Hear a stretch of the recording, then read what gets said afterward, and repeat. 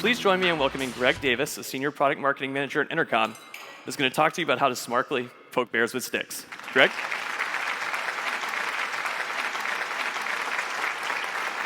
All right. Well, excited to be here. So today I want to talk to you about a tactic that we've been using on the marketing team called comparative marketing. But before I go and do that, I'll take a quick step back and provide a little bit more context first. So while having an amazing product is great, it doesn't guarantee your company is going to win. There's many classic examples of where a better product has actually been beaten by a better marketing strategy. So some of you probably remember the classic formatting wars between Betamax and VHS, where VHS ended up winning. And I was at my parents' place, and they actually still have some of these lying around. And then there's also more recently the HD DVD versus Blu-ray, where Blu-ray won. In both cases, the consensus better product lost. So marketing is really important to your company's success. But it's a very broad discipline and mean many different things. For example, at Intercom, marketing ranges all the way from creating initial awareness about your product, all the way to retaining and delighting our existing users. And what I do is product marketing, which is all about convincing people that our products can be hired to solve the job that they need done. But about 6 months ago, we started to look at a new challenge for us. And that's happened because over the past 4 years, Intercom has worked really hard to make it clear what it is we do as a company. And we've also worked and constantly refined and simplified our product positioning so people understand what jobs our products can be hired to do. And it's been great, and it's really helped us grow tremendously. But with growth, there comes new issues. Now our sales and support team, they regularly ask questions like, how do you compare to other competitors, or how are you guys different? And that brought us to comparative marketing. And comparative marketing is actually a little bit scary. It's intimidating when you first start to think about it. We're going to go out there and publicly call out our competitors by name and tell people why we're better and you should choose us. Would we be poking a sleeping bear by doing that? And you guys probably know this, but poking bears in real life is a terrible shit idea. They're huge and powerful, can crush you like a graham cracker if you bother them. And if you do, the only real hope you have is to play dead and hope they lose interest. But this metaphor actually doesn't hold true for marketing. So comparative marketing itself has been around a really long time. It actually dates all the way back to the 1700s in England. But this is one of the earliest examples of it in the US. It was done in 1932 by the Getchell Agency on behalf of Plymouth. And it tells people to look at all three brands of cars before making a decision to buy. And it also tells you some of the benefits of the Plymouth. It was bigger, it had good mileage, and apparently it had less vibrations when you drove, which was an issue cars had at the time. And at this time, they were also competing against giants. They were competing against Ford and Chevy. And Plymouth was a 3-year-old startup trying to take market share away from them during the height of the Great Depression. And they were successful. They were actually the only make of automobile to sell more cars in 1932 than 1931, where Chevy and Ford sales absolutely plummeted during the same time period. And while that was probably a little bit before your time, you're probably more familiar with this, the Get a Mac campaign. It ran from 2006 to 2009. And back in the 2000s, Apple wasn't the company that we know it as today. They were getting killed in home computer sales. PCs were outselling them 60-1 at the time. Then they launched Get a Mac. In the first month alone, they sold 200,000 more Macs. In 2006, they'd increased their sales by 39%. And the funny thing is that there's many, many more brands using comparative marketing every day to try and convince you to try their products instead of somebody else's. So when I started I wanted to figure out, like, what makes this effective? Why do people do this? And as I was doing research about the pros and cons of this approach and whether it was really actually just the right choice for intercom in general, I found this book by Professor Armstrong at Wharton. And he looked at 77 different empirical studies on the effectiveness in comparative ads, and he found that they increased buyers' intent to purchase by 22%. He also found that it was most effective at influencing buyers' attitudes when smaller brands were comparing themselves against market leaders. So who remembers this? This is Microsoft's response to Get a Mac. The $300 million I'm a PC campaign targeting dudes on bikes. Probably very few of you, because when the market leader goes after a smaller competitor in this way, it just doesn't have the same impact. So the next thing I did is I wanted to see how our peers in the SaaS industry were approaching comparative marketing. And to be honest, like, I wasn't super impressed with what I saw. I went to literally dozens of pages. They looked like this. It had a list of features, a competitor name with tons of X's, and the company itself with a bunch of check marks. And there's a ton of problems with this. But one of them is fudge factor. Like, I don't even know what the hell a dynamic email collector is. It's a nonsense name.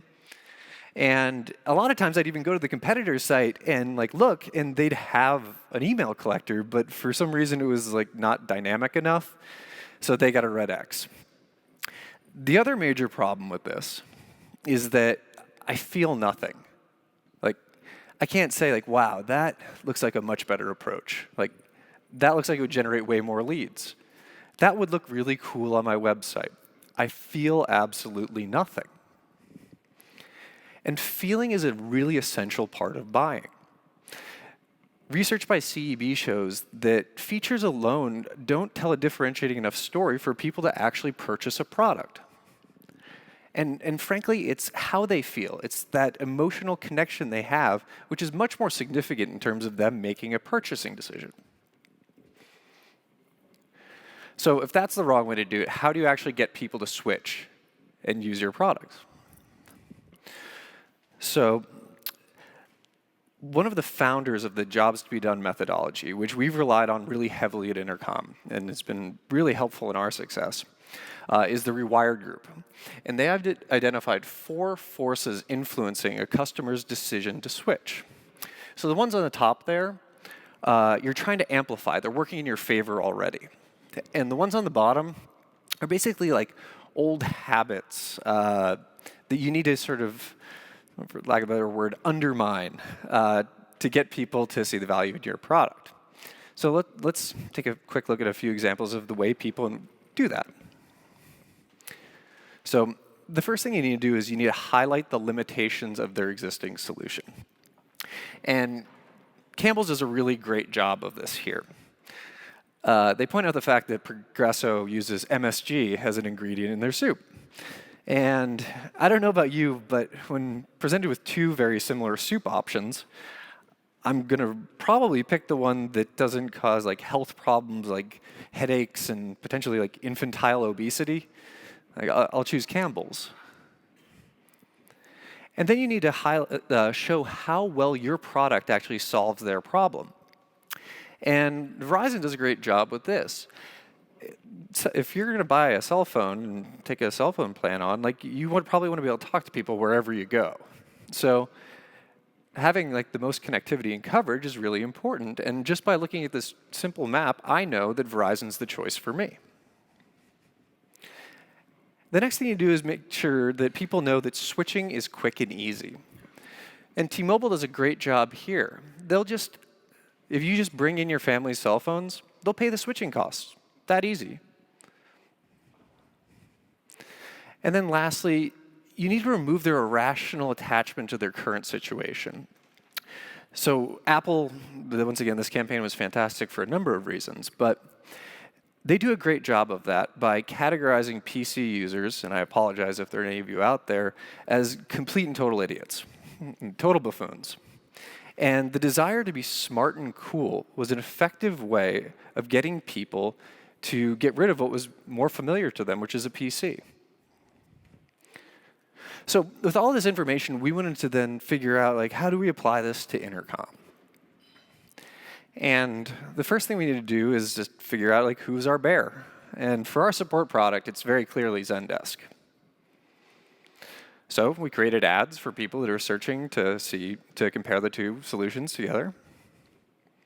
And then we brought them here. So clearly, we weren't going to use lists. Instead, we want to tell an engaging story about why you should choose Intercom that hit on all four forces I described. And our story focuses on really the fundamental difference, as we see it, between the two products. And that's that we're a friendlier, more personal, collaborative way to talk to your customers. So every illustration on the page or screenshot ties back to and reinforces this message. So we wanted to highlight some of the limitations. And one of the limitations of Zendesk is actually their pricing model. It's not that they charge based on seats. And it's not that that's inherently bad. It's just that it limits the number of people who can talk to customers at your company, because you have to buy seats to do that, and usually you won't buy them for everyone. We think that it's everyone's job to talk to your customers, so we don't charge that way. So we pointed that out. And then we showed them, then we wanted to promote how well our product solves the support team's issues. And we did this by showing our team inbox, which allows people to work in real time, collaborate together, answer questions quickly. It's all about getting your customer's problem solved as fast as possible. And we think this is a better and faster way to do it than creating a ticket and throwing it over the fence to somebody else. And then we want to assure people that switching was quick and easy. So we showed them that, yeah, you can just try us out for free for 14 days. Spend nothing, see if it works for you. Couldn't be any easier. And then lastly, we wanted to remove people's irrational attachment to their current situation. And the way we did that was just by creating a simple FAQ on the page with these illustrations, showing people that Intercom does all the table stakes-y type features too, so they're not going to be giving up something that they use today in order to try us. So when you reach the stage of your company where comparative marketing might be the right choice for you, remember these 5 things. 1, no lists. Tell a story. 2, make sure you pick a market leader or else it won't be as effective. Really, just show your damn product. It's what people are going to buy, so you have to do that. And then just because you're providing information doesn't mean you can't make it fun and engaging. And then lastly, hit all 4 forces. And I really love this quote. Like, your fair share isn't going to be yours unless you give the public a reason to pick you. So don't be afraid to go out there and poke some bears. Thanks so much.